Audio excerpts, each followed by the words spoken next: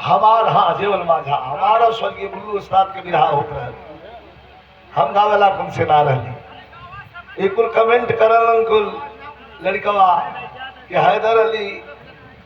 क्या कहिए तो वो गाए तो वो बैठा दिए तो विजय लाल ये गाए तो हम ये सब बदतमीजी बंद कर दो। वो लोग बहुत बड़े कलाकार थे, हम लोग उनकी पद की धूल भी नहीं। हाँ जमाना अगर जिंदा होते लोग तो जमाना फैसला कर देता,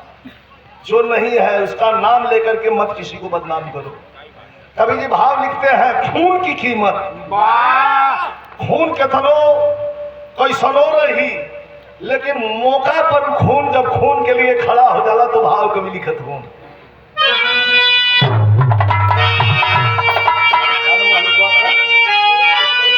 सोनू तनी हारमोनियम तनी से तीखा करा बेटा।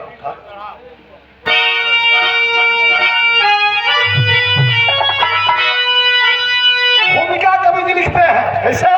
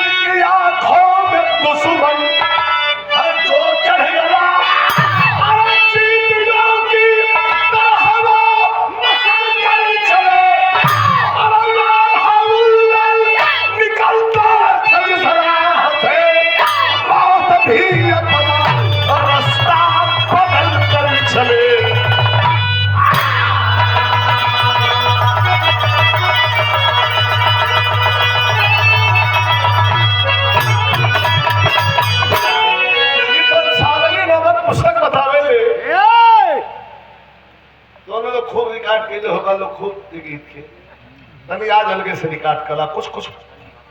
पंच लाइन उठा उठा कोनो जरूरी आजकल पढ़ के बिरहा ना पर कुछ पंच लाइन मार रहे करा लो रोज भी।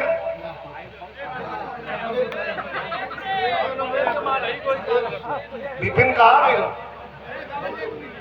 अब विपिन जिम्मेवारी तुहार है।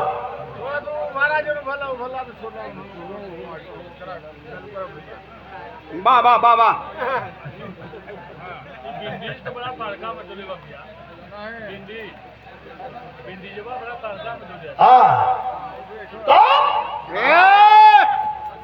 आल्हा उधर निकलते थे जिस राह से मौत भी अपना रास्ता बदल के चले। कहल कि आल्हा उधर कौन थे? यही पंडापुर काशी बुल्लू उस्ताद भी ये बिरहा अच्छे बिरहा जो दे रहा वो बिरहा में कहले रहा कि आल्हा उधर कि लोग राजपूत छत्री समझलन, लेकिन राजपूत छत्री नहीं यदुवंशी छत्री आल्हा उदल रहलन। महोबा के रहे वाला ना रहलन, ये आजमगढ़ के पूर्वांचल के रहे वाला रहलन और यहाँ से पलायन करके पहले बीमारी में आवे पलायन करके लोग महोबा गईलन और जाके राजा परमार के दल में भर्ती भइलन और भर्ती भइले के बाद जब संग्राम छिड़ल तो एक एक लड़ाई लड़लन और सारी लड़ाई बारी बारी से जीत गईलन। अब तो दिल्ली का सिंहासन भी हिलने लगा था। ये तना लड़वैया रहलन। अरे वाह ये तना लड़वैया रहलन महेंद्र तो से भी जबर लड़वैया रहलन। अरे वाह गंगा किनारे लड़े वाह वाह वाह वाह लड़ गई है नारियल ना भाग देगा छोड़ के निकोटा बोला मत गलत तो बोला मत। तो कवाली के पता लगल कैसे मास्टर बैठा विपिन ले जाओ और बैठा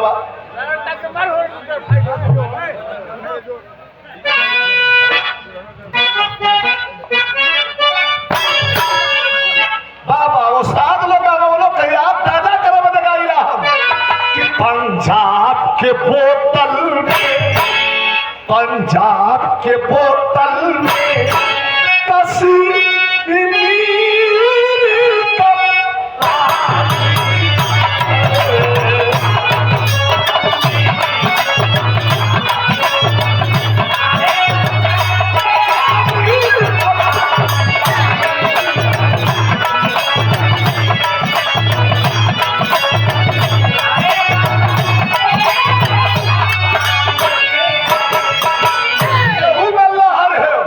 कि पंजाब के बोतल में कश्मीर का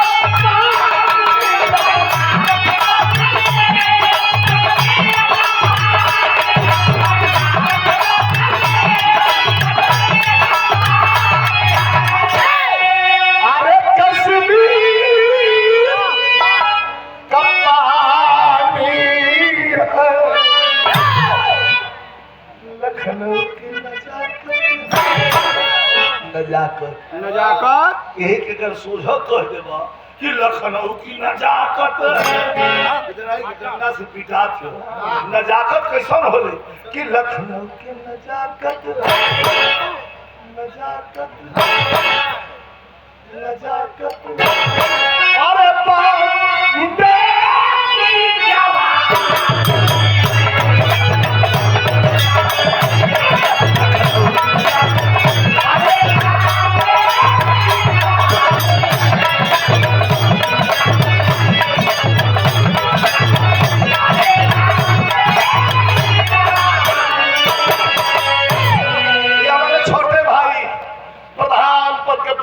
ग्राम सभा दरियापुर चंदन पहलवान जब कॉलेज पूर्वांचल में कार्यक्रम करा वाला तो कह के इनके भेजना कि चल जाए वहाँ कार्यक्रम उषा गलत नहीं सही भैया आई बोल हमारे जानते थे राजकुमार यादव भैया फूल मंडी के व्यापारी हो और 500 नमस्कार भाव पर हमारा छोटा भाई चंदन पहलवान प्रधान पद के प्रत्याशी ग्राम सभा दरियापुर चंदौली ये नजाकत पर लखेंदर हमारा खंडर भैया ये नजाकत बाबा कैसे कैसे कैसे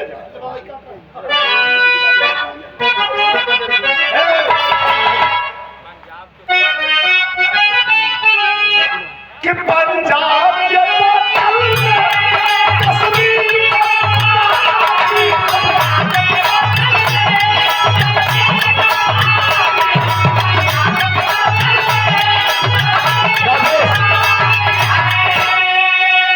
अरे कश्मीर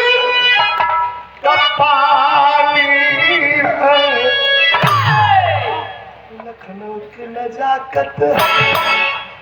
लखनऊ की नजाकत लखनऊ की नजाकत अरे बॉम्बे की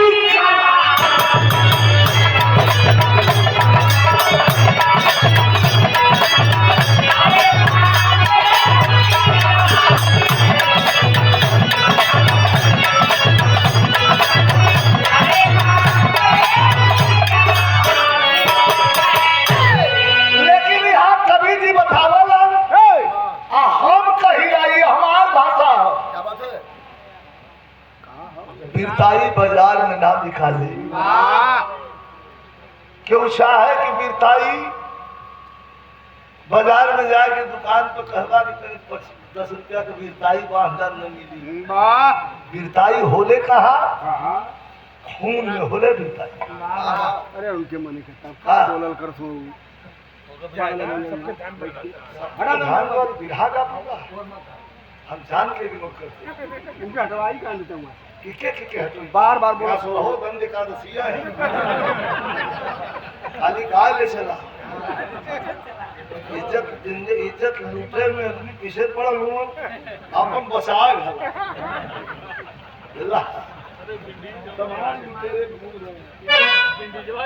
कोई आप लोग भगवान हुआ मालिक हुआ अरे तन खाइल पियल शरीर है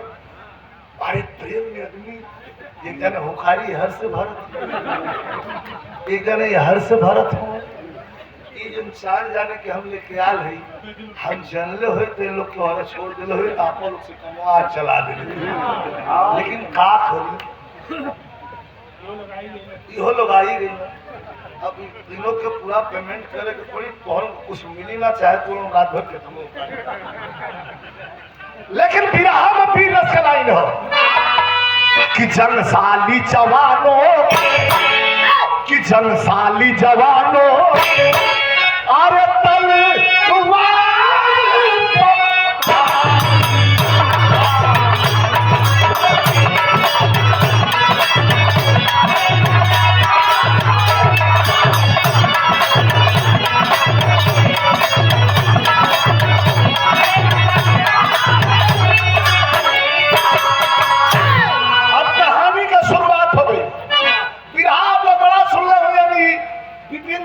छोटा भाई हुन ई फरमाइश कैलन अगर मतलब इनके शॉट लगल है बिरहा बड़ी आनंद ली है। हाँ कैसे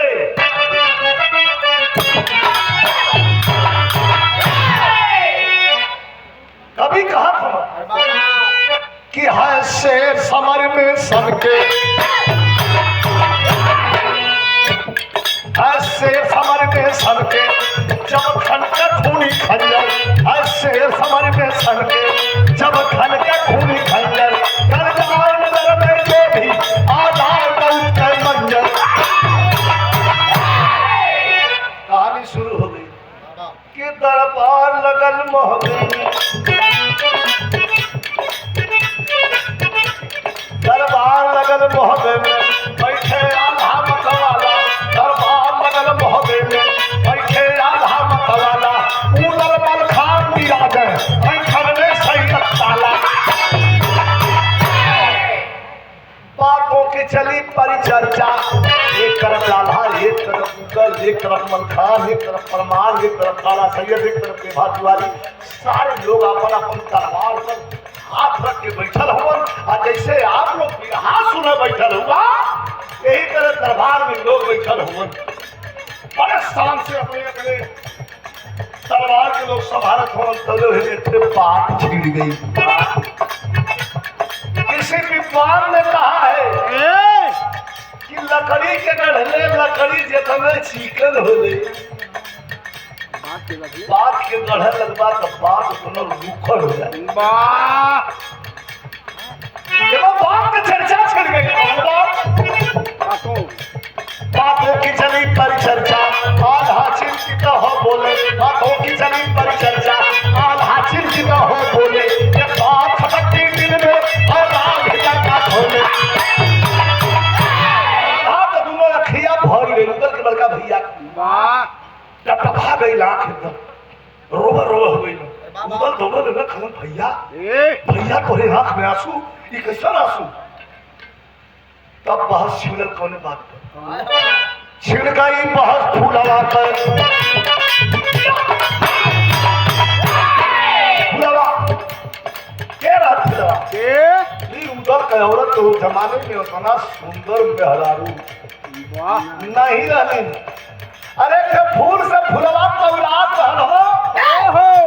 मेहरारू बन के गईलन जाके ओकरे संगे रात बितौलन इज्जत नहीं गई लेकिन प्रेम हो गया प्रेम विवाह करके उधर लिया फूलवा के कोई फूलवा को बहुत छिड़ गई बहस फूलवा पर बोले है सही ताला छिड़ गई बहस फूलवा पर बोले है सही ताला समिया गोदी में कौन चलाने वाला बहुत बढ़िया वीर उदल होमे में दूर ना तलवार चलावना तो दुश्मनन के ताड़ ताड़ मार देवो एहू में दूर आना लेकिन एक वंश को मुंह है भैया ने देखल इतना भैया बैठल हुआ मर्द होकर चाहे मेहरारू होकर बहुत बढ़िया रहना है मार धनस मेहना वही ताला सैयद वही समाज में मुगल निकाल के तलवार कर खड़ा भैया इनके रोक ला नहीं तो काट ले इनका गर्दन आधा कलम गर्दन कैसे काट ले इनके तरफ से हम खड़ा है देखा भाई के सामने भाई तब ताला सैयद का बुआलहा को मदद कौड़न एक बात बड़ा कुठार बोल रहा एक बात बता गई भैया इतना भैया बैठल हुआ सब पढ़े लिखल समझदार हो तेगा कटार भाला कड़ास के चोट मार देवा आदमी मर गई नहीं तो दवाई कैले जी जाई लेकिन बात का चोट बड़ी बेरहम होने वाह वाह लग गई बात का चोट शानदार आदमी के पढ़न के नहीं शानदार आदमी के बात का चोट लग गई तो वो आदमी या तो जान ले नहीं तो जान दे वाह अब बात बोला जा तो क्या कहूंगी असली बात तलवार निकालत हुआ हमसे लड़ना चाहत हुआ बहुत समझना क्या कहन कि है कोई कमी फुलवा में उधर तलवार लेकर मच मचाए लगा कहला राजा अब पर लोहा लग गई आधा निकाल के तलवार से बोलो असली हाई हवा है कोई कमी फुलवा में है कोई कमी फुलवा में या ऊपर की नामर की या तो फुलवा में कोनो कमी हुई आने तो उदल नामर हुई है मदद से बात सहाई अरे बाप रे बाप क्रोध में उदल कनगन कापा लगल तलवार लेके हाथ में भैया अगर बीच में ना रहतन तो के पीछे पीछ फाड़ के खर्च कर दी है कोई कमी फुलवा में है कोई कमी फुलवा में क्या ऊपर की दामन की है कोई कमी फुलवा में क्या ऊपर की दामन की ऊपर फुलवा के साथ है सबकी है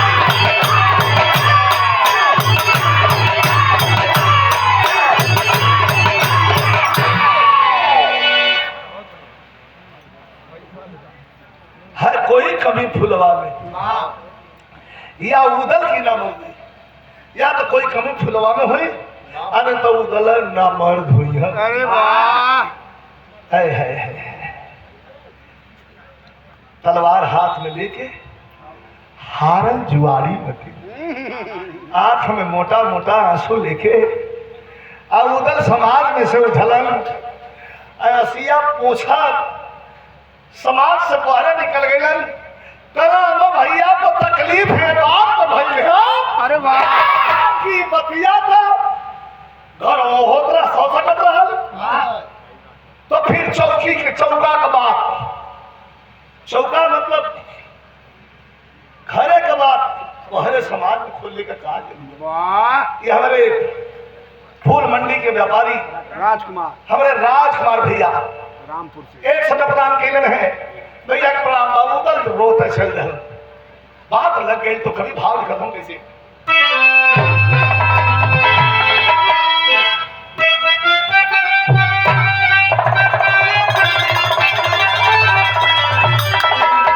इस सीरीज में ये गीत के हम बोल रही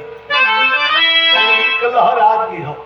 लेकिन कवि जी कहत हो बड़ा मौका का बात हो कि